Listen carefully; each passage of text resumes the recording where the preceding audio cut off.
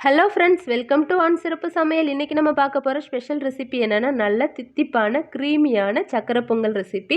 இதை நம்ம சாமிக்கு பிரசாதமாக படைக்கலாம். அப்படி இல்லைன்னா நம்ம வீட்டில் இருக்கிறவங்க ஒரு ஸ்வீட் சாப்பிடும் போல் இருக்குன்னா டக்குன்னு இதை செஞ்சு கொடுத்துடலாம். வாங்க ரெசிபி எப்படின்னு பார்க்கலாம். நான் இந்த டம்ளருக்கு 1 டம்ளர் அளவு பச்சரிசி எடுத்திருக்கேன். தலை தடவி எடுத்துருக்குறோம். அது மேலே நல்லா குவியிற அளவுக்கு பாசிப்பருப்பு சேர்த்தா அளவு ரொம்ப பர்ஃபெக்டாக இருக்கும். உங்களுக்கு எந்த டம்ளருக்கு அரிசி எடுக்கிறீங்களோ அதை தடவி எடுத்துகிட்டு அந்த டம்ளர் குவியிற அளவுக்கு பருப்பு சேர்த்தா அளவு ரொம்ப கரெக்டாக இருக்கும்.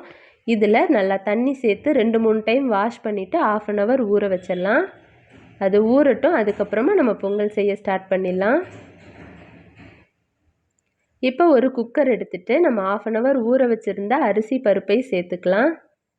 நம்ம 1 டம்ளர் குவிய அரிசி பருப்பு சேர்த்துருக்கோம். அதனால் 5 டம்ளர் தண்ணி சேர்க்கணும். 4 டம்ளர் தண்ணி சேர்த்துக்கிறோம். 1 டம்ளர் நல்லா காய்ச்சி ஆற வச்ச பால் சேர்த்துக்கலாம்.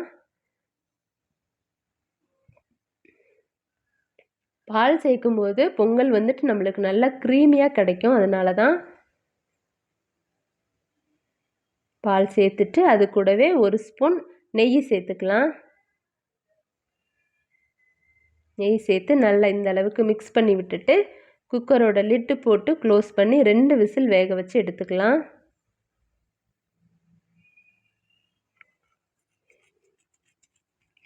இந்த விசில் வரட்டும். அந்த டைமில் நம்ம பொங்கலுக்கு தேவையான வெல்லத்தை ரெடி பண்ணி எடுத்துக்கலாம். இந்த மாதிரி கல் வச்சு தட்டிக்கலாம்.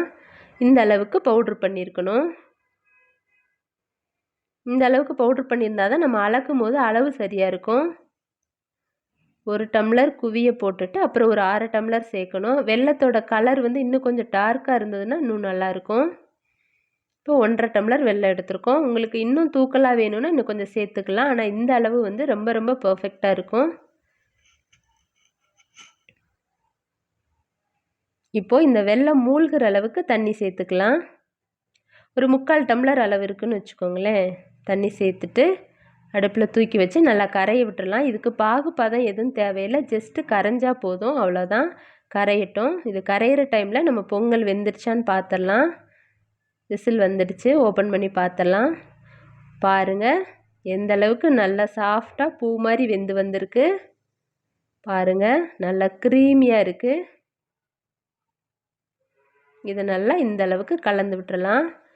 இப்போது நம்மளோட வெள்ளைப்பாகு கரைஞ்சிருச்சு. அதை எடுத்து இதில் ஆட் பண்ணிடலாம். அதுக்கு முன்னாடி 1 ஸ்பூன் ஏலக்காய் பவுட்ரு சேர்த்துக்கலாம்.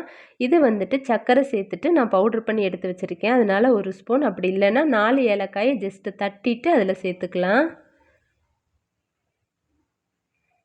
இது பாகுதான் எதுவும் தேவையில்லை. ஜஸ்ட்டு கரைஞ்சா போதும். அதில் உள்ள கல் மண்ணை ரிமூவ் பண்ணுறதுக்காக தான் இந்த மெத்தடு. இப்போது இந்த பாகு எடுத்து பொங்கலில் ஆட் பண்ணிக்கலாம். ஃபில்ட்ரு பண்ணிக்கலாம்.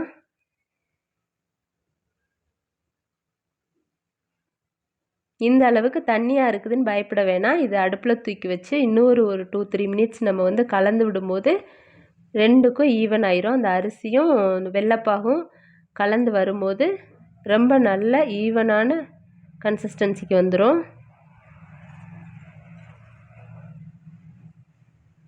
நல்லா கைவிடாமல் கட்டி இல்லாமல் நல்லா இந்த அளவுக்கு கிளறி விடுங்க.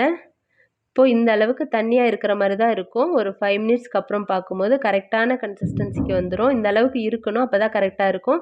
அப்படி இல்லைன்னா நல்லா காய்ச்சி ஆற வச்சுருக்கிற பால் ஒரு 1/2 டம்ளர் சேர்த்துக்கோங்க.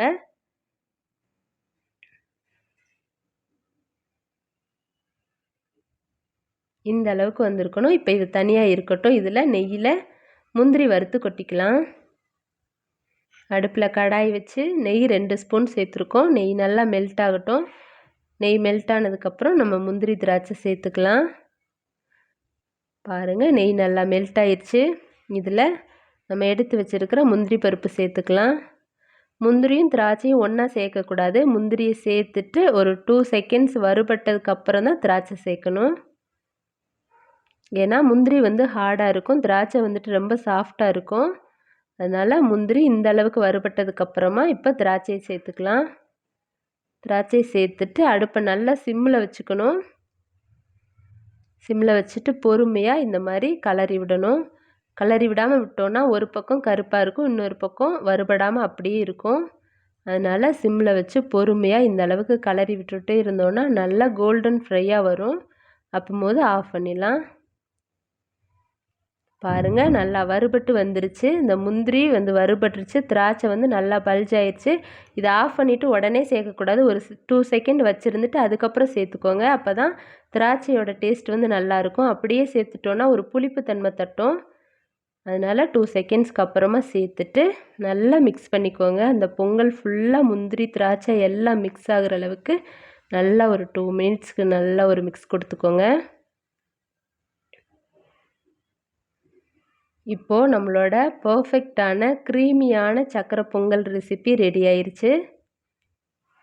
பாருங்கள், இந்த அளவுக்கு இருக்கணும் கன்சிஸ்டன்சி. அப்போ தான் நம்ம சாப்பிடும்போது அளவு ரொம்ப கரெக்டாக இருக்கும். இப்போ இதை நம்ம சர்வ் பண்ணிடலாம். இந்த மாதிரி அளவுகளோட ட்ரை பண்ணிங்கன்னா ரொம்ப ரொம்ப சூப்பராக வரும். அதே மாதிரி பால் நெய் கண்டிப்பாக சேர்த்துக்கணும்.